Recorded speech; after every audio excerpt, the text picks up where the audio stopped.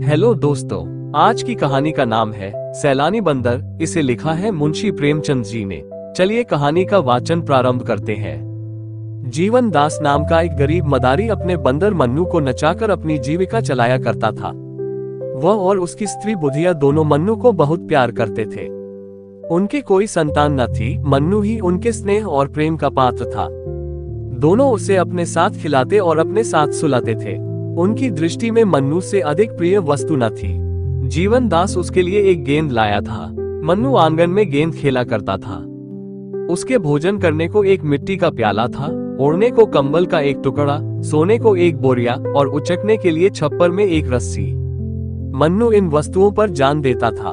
जब तक उसके प्याले में कोई चीज न रख दी जाए वह भोजन न करता था। अपना टाट और कंबल का टुकड़ा उसे शाल और गद्दे से भी प्यारा था।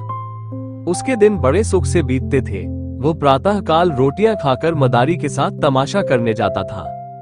वो नकलें करने में इतना निपुण था कि दर्शक वृंद तमाशा देखकर मुग्ध हो जाते थे।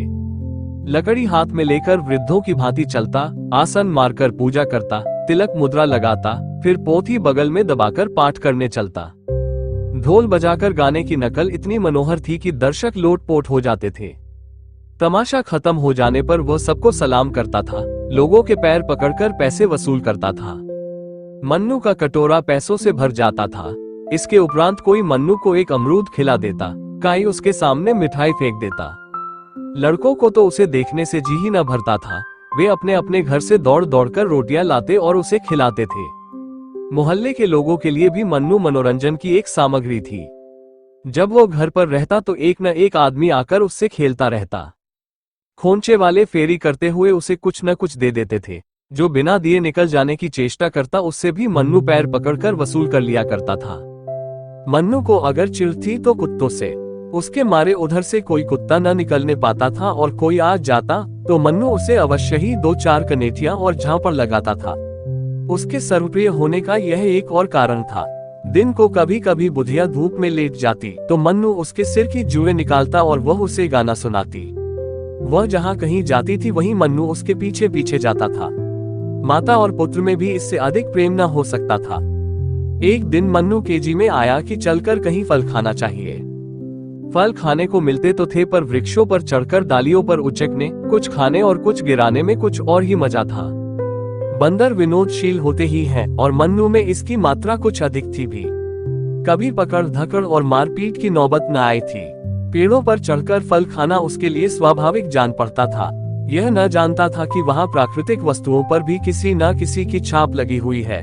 जल, वायु, प्रकाश पर भी लोगों ने अधिकार जमा रखा है। फिर बाग बगीचों का तो कहना ही क्या। दोपहर को जब जीवन दास तमाशा दिखाकर लौटा तो मन्नू लंबा हुआ। वह यो भी मोहल्ले में चला जाया करता था, इसलिए किसी को संदेह न हुआ कि वह कहीं चला गया। उधर वो घूमता घामता खबरेलों पर उछलता कूदता एक बगीचे में जा पहुंचा। देखा तो फलों से पेड़ लदे हुए हैं। आंवला, कटहल, लीची, आम, पपीते वगैरह लटकते देखकर उसका चित्त प्रसन्न हो गया। मानो वे वृक्षी उसे अपनी ओर बुला रहे थे कि खाओ, जहां तक खाया जाए, यहाँ किसी तरह की रोक टोक नहीं है। तुरंत एक छलांग मारकर चहारदीवारी पर चढ़ गया। दूसरी छलांग में पेड़ों पर जा पहुंचा। कुछ आम खाए, कुछ लीचियां खाई। खुशी हो होकर गुठलियां इधर उधर फेंकना शुरू किया। फिर सबसे ऊंची डाल पर जा पहुंचा और डालियों को हिलाने लगा। पके आम जमीन पर बिछ गए। खड़खड़ाहट हुई तो माली दोपहर की नींद से चौंका और मन्नू को देखते ही उसे पत्थरों से मारने लगा। पर या तो पत्थर उसके पास तक पहुंचते ही न थे या वह सिर और शरीर हिलाकर पत्थरों को बचा जाता था। बीच बीच में बागबान को दांत निकालकर डराता भी था। कभी मुंह बनाकर उसे काटने की धमकी भी देता था। माली बुदर घुड़कियों से डरकर भागता था और फिर पत्थर लेकर आ जाता था। ये कौतुक देखकर मोहल्ले के बालक जमा हो गए और शोर मचाने लगे। ओ बंदरवा लोयलाय, बाल उखाड़ू टोयटाए। ओ बंदर तेरा मुंह है लाल, पिचके पिचके तेरे गाल। मर गई नानी बंदर की, टूटी टांग मुच्छदर की। मन्नू को इस शोरगुल में बड़ा आनंद आ रहा था। वह आधे फल खा खाकर नीचे गिराता था और लड़के लपक लपक चुन लेते और तालियां बजा बजा कर कहते थे, बंदर मामू और कहाँ तुम्हारा ठौर। माली ने जब देखा कि यह विप्लव शांत होने में नहीं आता तो जाकर अपने स्वामी को खबर दी। वह हजरत पुलिस विभाग के कर्मचारी थे। सुनते ही जामे से बाहर हो गए। बंदर की इतनी मजाल कि मेरे बगीचे में आकर ऊधम मचावे। बंगले का किराया मैं देता हूँ, कुछ बंदर नहीं देता। यहाँ कितने ही असहयोगियों को लदवा दिया, अखबार वाले मेरे नाम से कांपते हैं, बंदर की क्या हस्ती है।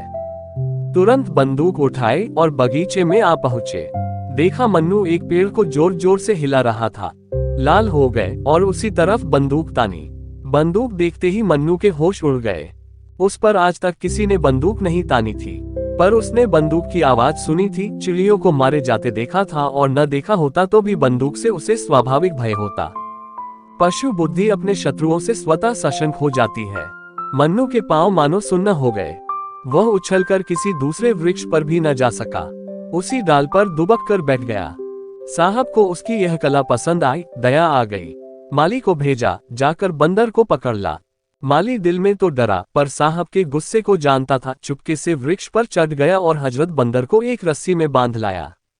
मन्नू साहब को बरामदे में एक खंभे से बांध दिया गया। उसकी स्वच्छंदता का अंत हो गया।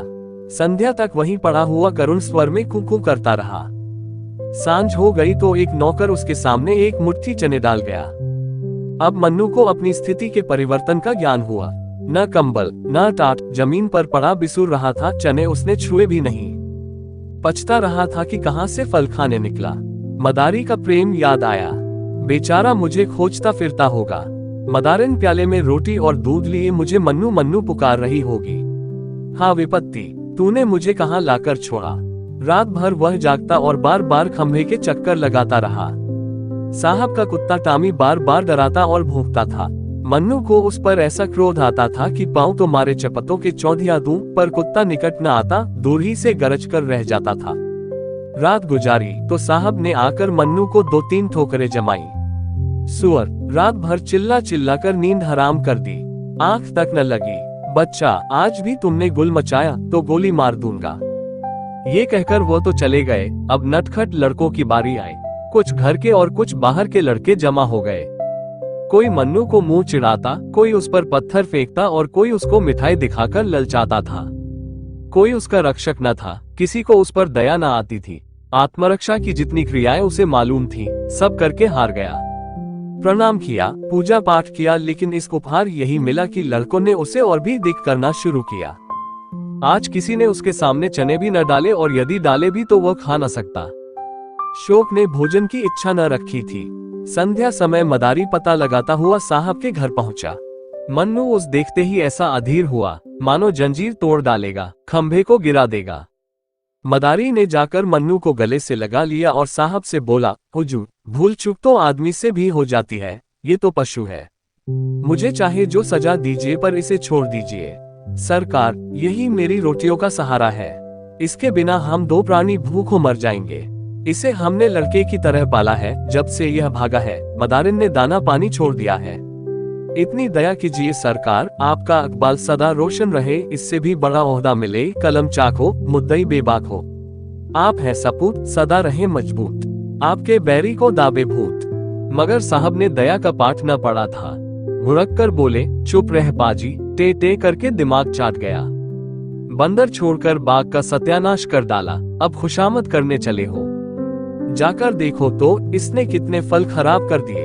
अगर इसे ले जाना चाहता है तो 10 रुपया लाकर मेरी नजर कर, नहीं तो चुपके से अपनी राह पकड़। ये तो यहीं बंधे बंधे मर जाएगा, या कोई इतने दाम देकर ले जाएगा। मदारी निराश होकर चला गया। 10 रुपये कहाँ से लाता। बुधिया से जाकर हाल कहा। बुधिया को अपनी तरस पैदा करने की शक्ति पर ज्यादा भरोसा था।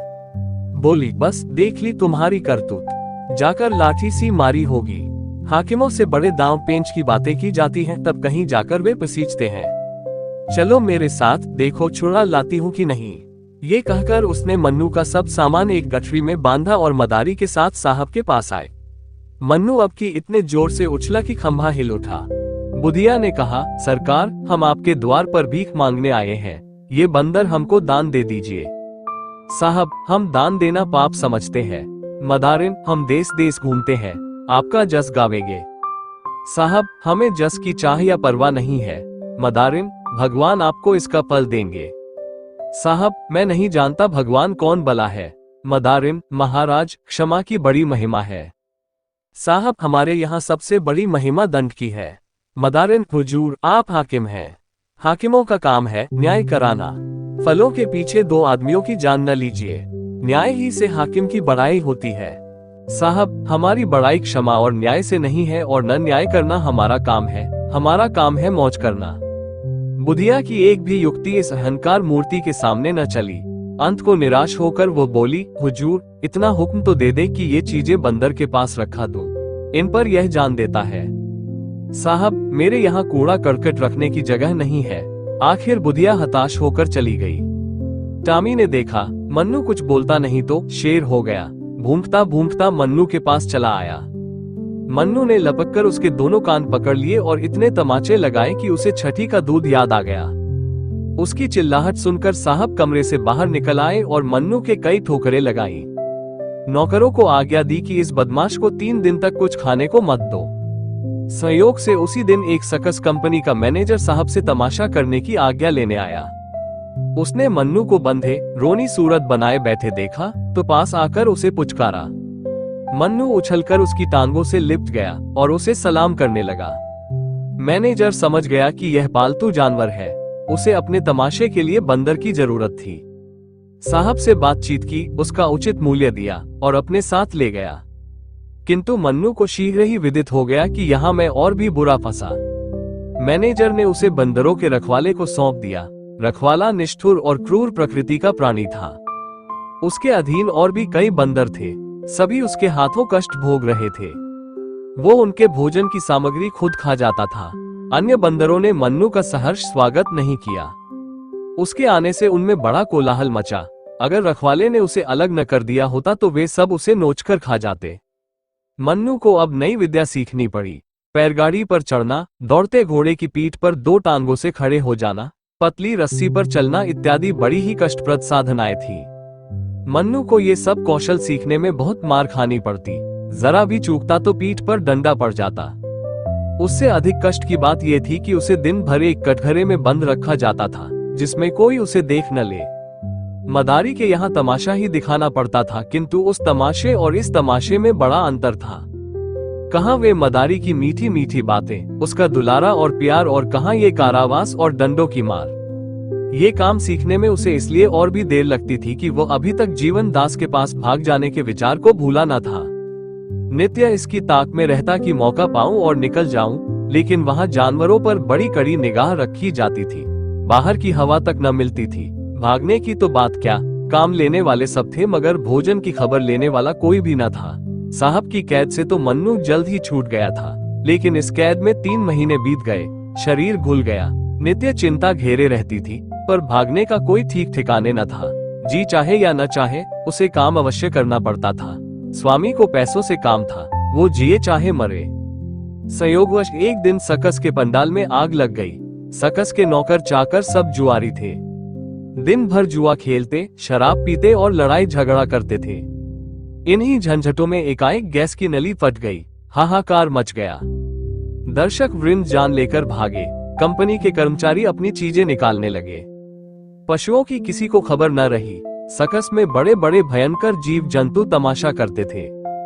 2 शेर, कई चीते, एक हाथी, एक रीछ था।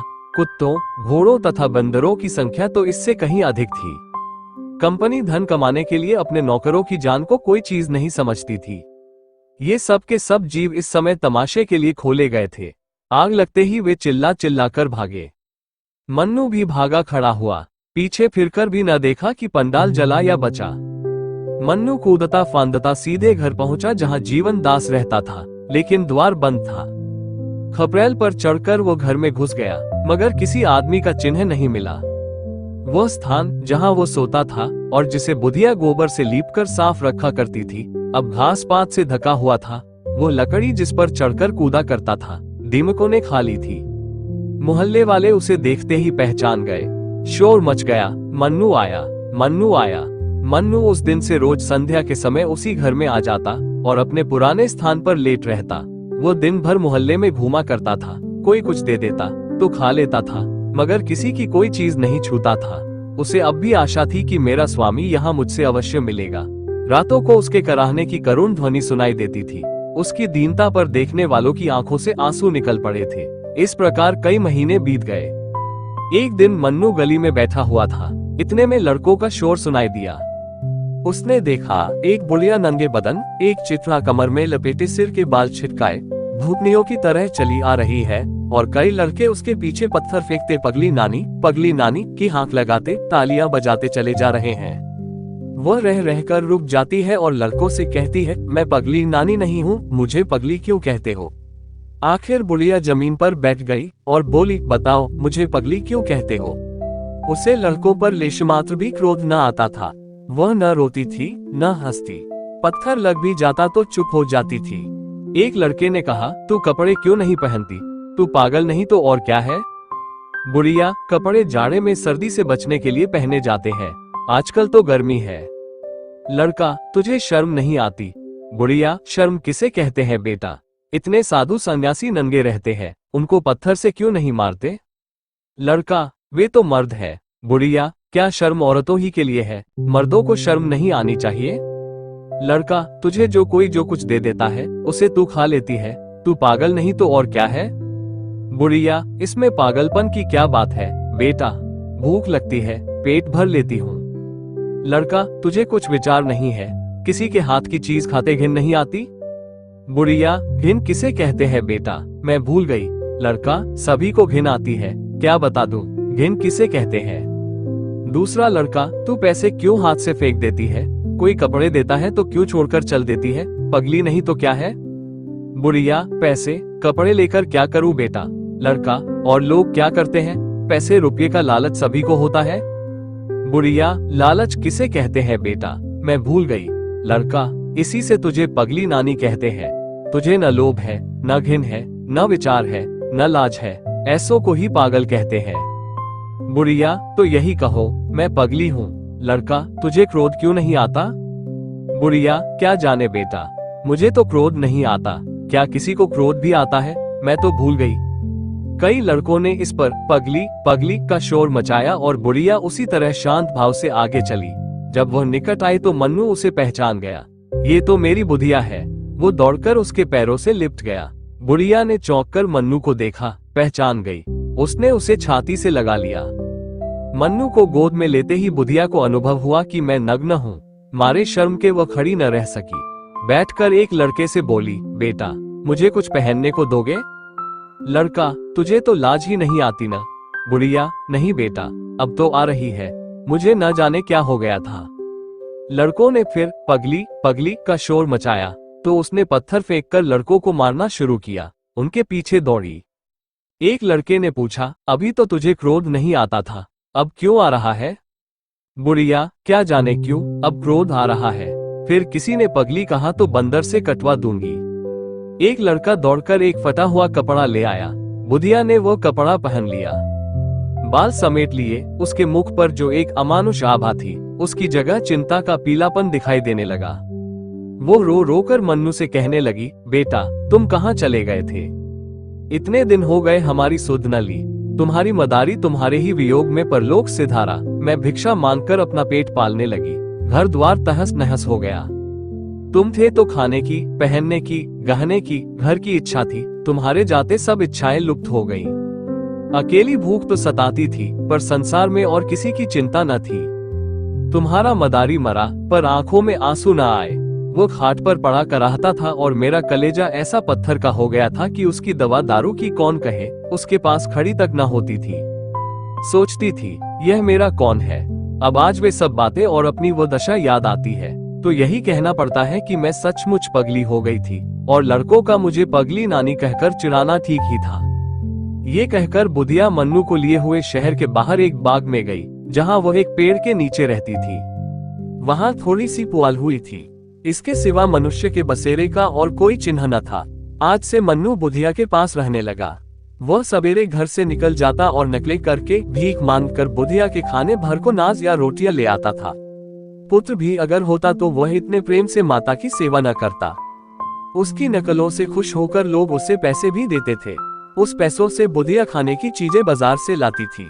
लोग बुढ़िया के प्रति बंदर का वह प्रेम देखकर चकित हो जाते और कहते थे कि यह बंदर नहीं, कोई देवता है। आज की कहानी समाप्त हुई। आशा करता हूँ कि ये कहानी आपको पसंद आई होगी। ऐसी ही कहानियां सुनने के लिए हमारी वीडियो को लाइक, शेयर और चैनल को सब्सक्राइब जरूर करें। धन्यवाद। जय हिंद।